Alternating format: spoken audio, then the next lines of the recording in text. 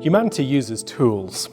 Part of our duty of transforming the world involves the extension of our bodies into tools and instruments and other things that extend our capacities to take the world and make it different. Technology is, in many ways, an extension of the tool principle.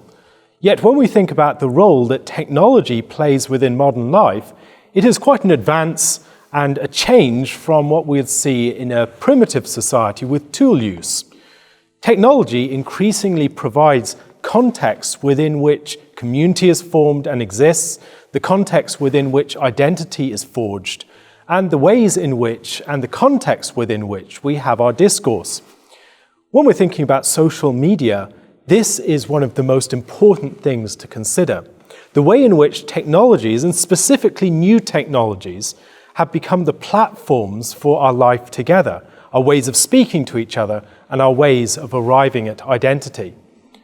Think particularly about the issue of community. Social media promises the possibility of being joined together with people that we might not live in proximity to, people who might be our relatives on other sides of the world, or perhaps to enable us to enjoy a greater intimacy and connection with people in our own more immediate church and family communities. On social media, we can relate to each other in ways that we might not in day-to-day life, in real life, as they say. That context of community, however, is one that is, as it's mediated by the technology, it's shaped by the technology. It has different characteristics to those that we would have in actual contact in day-to-day interactions. One of the things that we notice is the ways that the tensions that arise on social media are not necessarily ones that would arise in person. Some of the things that we do on social media we might not do in person. If we tried to create an analogy to the interactions that we have on social media in person, many of them would seem strange and odd.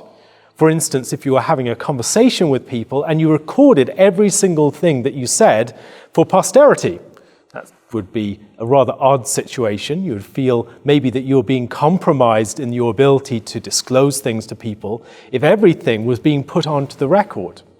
Likewise, the blurring of lines between public and private is something that occurs on social media in ways that do not occur to the same degree in personal interactions in real life. We might think also of the ways in which contexts are collapsed into each other.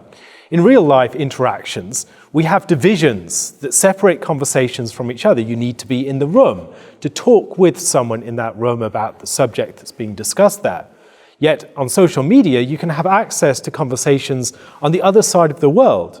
Things that might seem to be taking place as conversations in an obscure location can be broadcasted to people all over the world.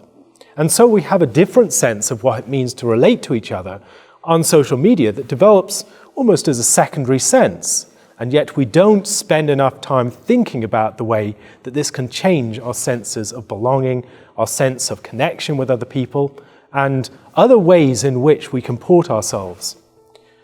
We want to feel connected to the action. We want to feel connected to the people who are in the sites where things are happening. One of the things that social media promises is that we can be part of the affairs of the day. We can be up to date with the cutting news. We can be those who are part of the conversation.